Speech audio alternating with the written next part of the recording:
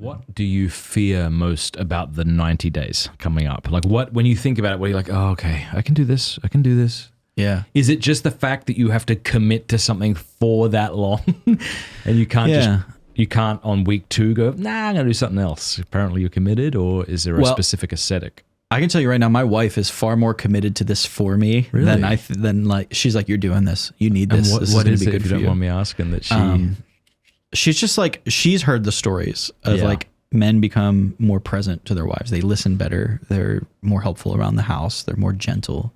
And she was like, I know that's who you want to be. Like, I know that's who God has made you to be. Like, and this is going to help you get there. So like, she goes, I'm going to hold you accountable to this.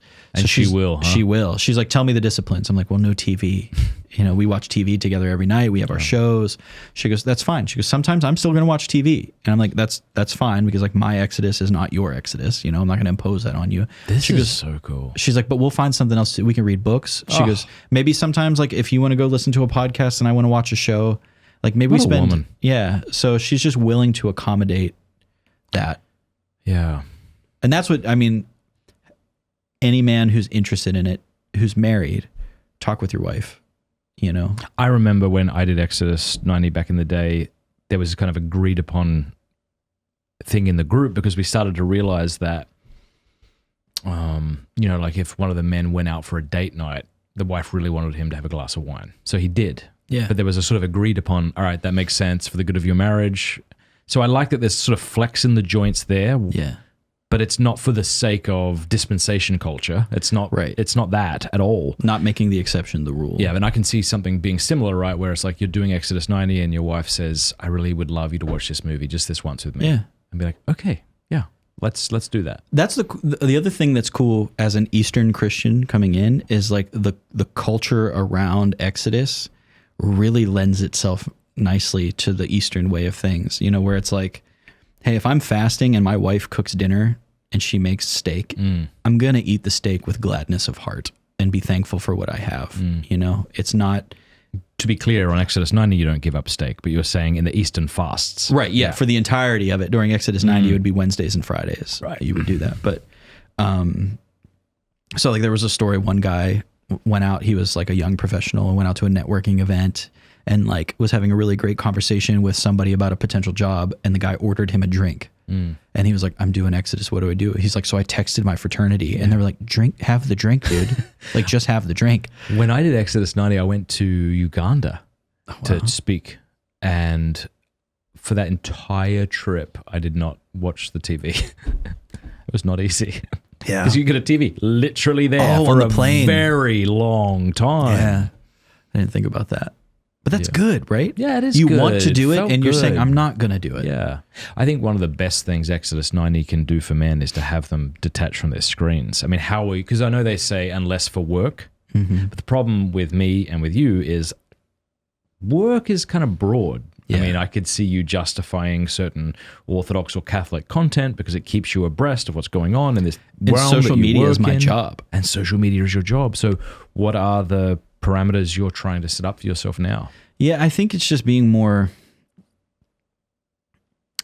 just intentional about what you're doing.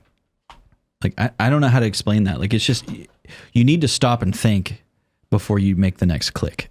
Always, you should be like that, right? But this is definitely going to make you think that way, or before the next thing that you eat, think about the next morsel of food that you eat. Like, stop and think about that. But I mean, part of the reason, I agree with you, but part of why you come up with these disciplines is because it's kind of harder than that. It's very easy to say to yourself, I'm going to be more mindful, but you don't. So that's why you have to say things like, I'm not going to use the internet from this time. Like, those rules kind of help. So do you have rules for yourself? Yeah, You know what I that's a mean? good In question. addition to just trying to be more mindful, because I could see the weaker part of you and me and others just kind of taking full advantage of that, I think I need to. Well, I need to think through that a little bit more before I take it on. Yeah. Like, what are my parameters? Like, I wonder, because since Exodus 90 hires you to run their social media, I wonder if they would have an idea of how you might use it, Yeah. Yeah. There's something else I was going to say, but I forget what it was. Great. Exodus90.com/Matt. And here's what I love about Exodus 90 as well. Y'all could make hay on making a program for women. Yeah. But it's you just choose not called to. Yeah. How beautiful is that? Like, there was a big discernment process. Like, the leadership went and was like, hey, we really need to pray about this. Like, the Exodus team, hopefully me included, God willing, are people who are actually living this. Like, everything is bathed in prayer and discernment. And like our leadership team was like, hey, we're spending time in prayer first. Everything is prayed for. Every vision, every direction that we do. And like, everybody's really trying to live this out. So, don't be afraid of getting duped. Don't be afraid of being like sold something, because you're not. You're being invited into something. It's something that's not just a 90-day thing. Like, it's a life. It's a Christian life. It's an actual Christian life. And this is just one way that you can enter more deeply into that. So if you're scared, it's okay to be scared to do it, but invite somebody to do it with you. Take it on. Mm-hmm. Try it. Know that you're going to fail, but know that you're going to be a little more who God has called you to be by the end. And you're probably going to need to do it more, which is why it's a year-round thing. It's not, like I said, not just 90 days.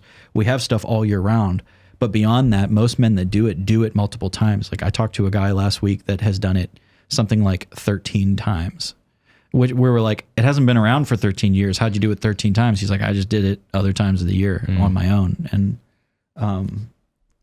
yeah. Very good.